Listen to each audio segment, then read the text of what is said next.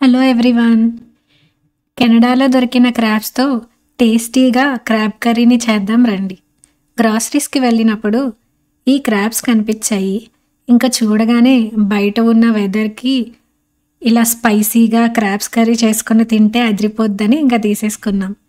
ఈ వీడియోలో కనిపించిన క్రాబ్స్ని మా ఊర్లో జీరావులు అంటారు. మరి మీ ఊర్లో ఏమని పిలుస్తారు వీటిని చెప్పండి. ఇంకా ఈ వీడియోలో చూపించిన విధంగా ఈ క్రాబ్స్ని నీట్గా క్లీన్ చేసుకొని వాటి లెగ్స్ని వాటి షెల్స్ని నీట్గా రిమూవ్ చేసుకొని ఒక గిన్నెలో వేసుకోండి. మేమైతే 5 క్రాబ్స్ కొన్నాము. వాటిని క్లీన్ చేయడానికి మాకు బాగానే టైం పట్టింది. సో వీటిని క్లీన్ చేయాలంటే పేషెన్స్ కావాలి అండ్ క్లీన్ చేయడం కూడా రావాలి.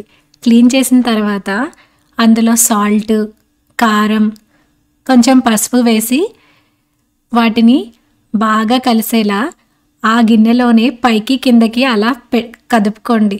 చేతులు మాత్రం పెట్టొద్దు, గుచ్చుకుంటాయి. తర్వాత ఒక ప్యాన్ తీసుకొని దాంట్లో కొంచెం ఆయిల్ వేసుకొని, కొంచెం కాదు ఎక్కువే వేసుకోండి. తర్వాత జీలకర్ర అండ్ ఆవాలు, తర్వాత గ్రీన్ చిల్లీస్ వేసి వాటిని కాస్త ఫ్రై అవ్వనివ్వండి. అవి ఫ్రై అయ్యాక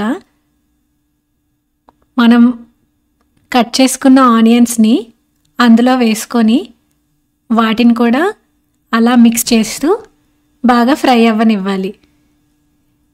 ఇంకా అలా మిక్స్ చేసుకోవాలి. వాటిని అలా ఫ్రై అయిన తర్వాత జింజర్ గార్లిక్ పేస్ట్ కూడా వేసుకొని ఒక ఆనియన్ పేస్ట్ కూడా వేసుకోండి. ఆనియన్ పేస్ట్ ఎందుకంటే రైస్లో కలుపుకోవడానికి మాకు గ్రేవీ కావాలి, అందుకనే ఎక్స్ట్రా ఆనియన్ పేస్ట్ కూడా వేసాం. సో థిక్ గ్రేవీ వస్తుంది. ఆ పేస్ట్ అంతా కూడా బాగా ఫ్రై అయ్యాక 2 టమాటాస్ని కట్ చేసిన వాటిని వేసి బాగా మిక్స్ చేసుకోవాలి. మిక్స్ చేసి వాటికి పైన లిడ్ పెట్టి కాసేపు అయ్యాక ఓపెన్ చేస్తే ఆ టమాటాస్ కూడా కొంచెం బాగా మగ్గిపోయి ఉంటాయి. తర్వాత మనం మ్యారినేట్ చేసి పెట్టుకున్న పీతల్ని అందులో వేసి అలా అన్నీ కలిసేలాగా బాగా మిక్స్ చేసుకొని ఒక 10 మినిట్స్ అలా పక్కన పెట్టేయాలి. లిడ్ క్లోజ్ చేసుకోండి. ఆ 10 మినిట్స్ అయిన తర్వాత లిడ్ ఓపెన్ చేసిన తర్వాత చింతపండు రసాన్ని వేసుకోండి. అది వేసుకున్నాక దాంట్లో కొరియండర్ పౌడర్, తర్వాత చిల్లీ పౌడర్, తర్వాత గరం మసాలా కూడా వేసుకోండి.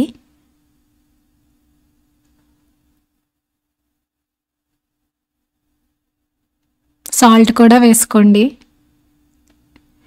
అన్నీ స్పైసెస్ వేసాక వాటిని బాగా మిక్స్ చేసి అన్నీ కలిసేలా బాగా మిక్స్ చేసి గ్రేవీ కోసం వాటర్ని కూడా కొంచెం వేసుకోండి. అది కూడా బాగా మిక్స్ చేసిన తర్వాత లిడ్తో క్లోజ్ చేసి ఆఫ్టర్ 15 మినిట్స్ తర్వాత లిడ్ ఓపెన్ చేస్తే మన టేస్టీ అయిన పీతల కర్రీ రెడీ అయిపోతుంది. ఇలా వేడివేడిగా ఉన్న పీతల కర్రీ పైన కొంచెం కొత్తిమీర చల్లి వేడివేడి అన్నంలో వేడివేడిగా ఉన్న పీతల కర్రీని వేసుకొని తింటే సూపర్గా ఉంటుంది. మీరు కూడా ట్రై చేయండి. Thank you for watching. Please subscribe. Okay, bye.